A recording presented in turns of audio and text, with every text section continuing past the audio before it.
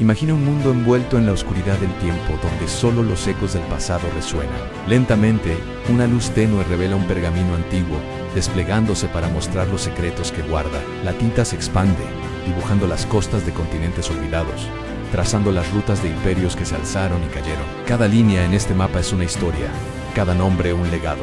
Somos los guardianes de esas historias. En Crónicas del Pasado no solo contamos los hechos, les damos vida. Sentirás la tensión en el campo de batalla, la emoción de un descubrimiento que cambió el rumbo de la humanidad y la sabiduría de las voces que forjaron nuestro presente. Desde las intrigas de las cortes reales hasta las revoluciones que sacudieron civilizaciones, te llevaremos en un viaje a través del tiempo. Aquí, animamos los hechos que cambiaron el mundo. Comencemos. En el año 149 antes de nuestra era, una sombra se cernía sobre el Mediterráneo. Roma, la superpotencia indiscutible, miraba con recelo a su antiguo enemigo. Cartago, la ciudad fénix, había resurgido de las cenizas de la Segunda Guerra Púnica. 50 años de paz la habían transformado. Sus campos eran los más fértiles del norte de África. Sus mercados bullían de actividad y su tesoro estaba a rebosar. Este renacimiento económico no era casualidad. Se basaba en una agricultura increíblemente avanzada, guiada por el famoso Tratado de Magón, un compendio de 28 libros con técnicas tan revolucionarias que los romanos, tras saquear la ciudad, lo tradujeron al latín, convirtiéndolo en la base de su propia agricultura. Mientras tanto, en sus talleres, los artesanos cartagineses continuaban perfeccionando su secreto más preciado, el tinte púrpura de Tiro, extraído del caracol murex. Un gramo de este pigmento valía más que el oro, y era el símbolo de estatus definitivo en el mundo antiguo. Roma veía esta prosperidad no como un milagro, sino como una amenaza existencial. La memoria de Aníbal a las puertas de Roma aún era una herida abierta en el orgullo romano, una pesadilla que no podían olvidar. La obsesión romana tenía un nombre: Marco Porcio Catón, el censor. Este influyente senador terminaba cada uno de sus discursos, sin importar el tema, con la misma frase implacable: Carcego, delenda,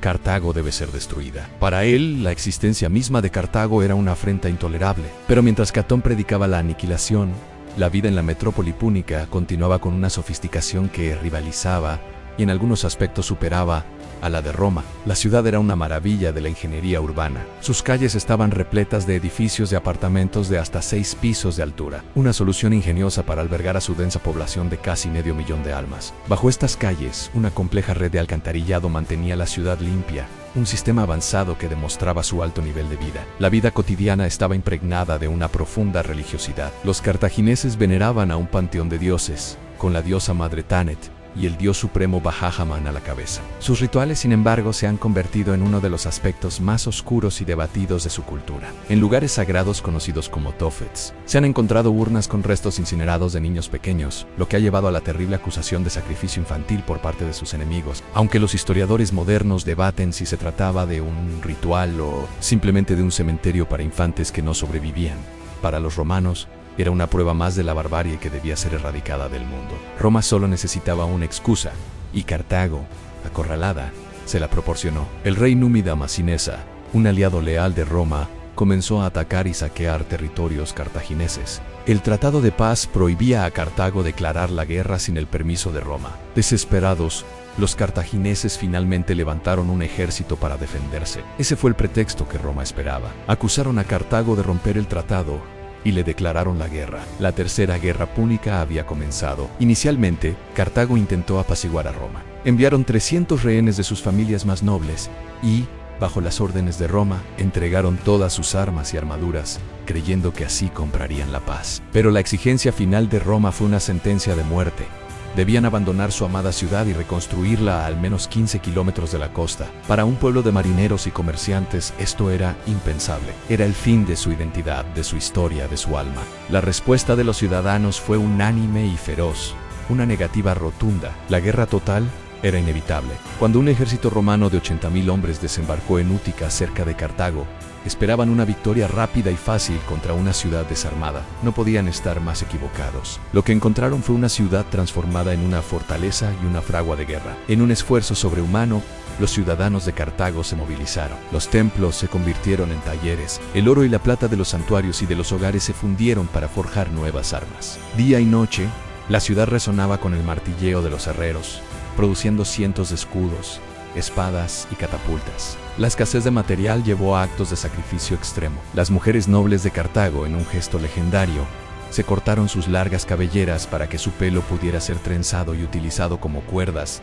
para los resortes de las catapultas. Pero la sorpresa más grande para los romanos estaba en el puerto. Cartago, utilizando técnicas de prefabricación muy adelantadas a su tiempo, construyó en secreto una nueva flota de 120 barcos en solo 2 meses. Piezas estandarizadas eran ensambladas rápidamente, un testimonio de su genio naval. Esta resistencia desesperada y heroica tomó por sorpresa a los cónsules romanos, cuyo asalto inicial fue repelido con grandes pérdidas. Durante casi 2 años, Cartago resistió contra todo pronóstico, humillando al poderoso ejército romano y demostrando que su espíritu indomable no se había extinguido. Frustrada por los fracasos, Roma recurrió a su mejor hombre. En el 147 antes de nuestra era, el Senado nombró cónsul a Publio Cornelio Escipión Emiliano, nieto adoptivo del gran Escipión el Africano, el vencedor de Aníbal. Era joven, pero ya había demostrado su brillantez militar en Hispania. Al llegar a África, Escipión impuso una disciplina de hierro a un ejército desmoralizado y comenzó un asedio metódico y despiadado. Su primer gran movimiento fue una proeza de ingeniería. Para bloquear el puerto principal y cortar el suministro por mar, ordenó la construcción de un gigantesco dique de piedra a través de la entrada del puerto. Era una obra colosal que debía haber sentenciado la ciudad, pero los cartagineses respondieron con su propio golpe de genio. Mientras los romanos construían el dique, los ingenieros púnicos excavaron en secreto un nuevo canal que conectaba su puerto militar interior, el Cozán, directamente con el mar abierto. Un día, los romanos observaron atónitos cómo la nueva flota cartaginesa salía navegando de este puerto secreto, eludiendo por completo su bloqueo. Aunque la flota púnica fue finalmente derrotada en la batalla naval que siguió, el ingenio y la tenacidad de los defensores dejaron claro que la ciudad no caería sin una lucha hasta el final. Escipión apretó el cerco, construyendo una muralla de asedio que rodeaba completamente la ciudad, condenando a sus habitantes a morir de hambre. El asalto final comenzó en la primavera del 146 antes de nuestra era. Tras romper las murallas cerca del puerto, las legiones romanas se adentraron en la ciudad, pero la batalla no había terminado.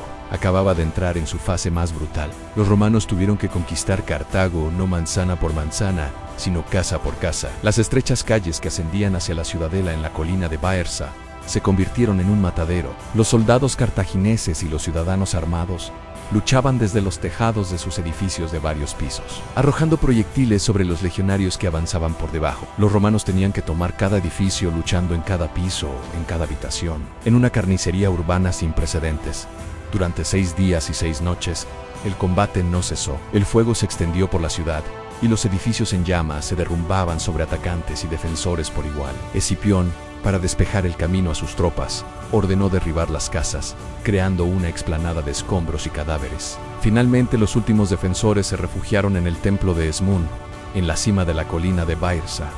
Tras la rendición de casi todos, un grupo de desertores romanos, sabiendo que no habría piedad para ellos, prendieron fuego al templo y perecieron en las llamas, poniendo un final apocalíptico a la resistencia. Cuando el humo se disipó, la visión era desoladora. De una población de casi 500.000 de personas, solo 50.000 supervivientes emergieron de las ruinas para rendirse. Fueron vendidos como esclavos, su destino un testimonio de la crueldad de la victoria romana. La ciudad fue sistemáticamente saqueada y demolida durante 17 días. El mito popular dice que los romanos araron la tierra y la sembraron con sal para que nada volviera a crecer. Aunque los historiadores modernos dudan de la veracidad de este acto, simboliza perfectamente la intención de Roma, la aniquilación total de su rival. El historiador Polibio cuenta que Escipión Emiliano, mientras contemplaba la destrucción total de la que una vez fue la ciudad más rica del Mediterráneo, lloró, no de alegría, sino de tristeza, reflexionando sobre la fragilidad de todos los imperios. Recitó un verso de la Ilíada de Homero sobre la caída de Troya, pensando en el inevitable destino que algún día también alcanzaría a su propia y gloriosa Roma. Así terminó la historia de la Cartago púnica, pero su legado perdura. Un legado de comercio, exploración, innovación y, sobre todo, de una resistencia feroz e inolvidable frente a un poder abrumador. Gracias por acompañarnos en este viaje. Si te ha gustado, no olvides darle a like y suscribirte para más historias del pasado.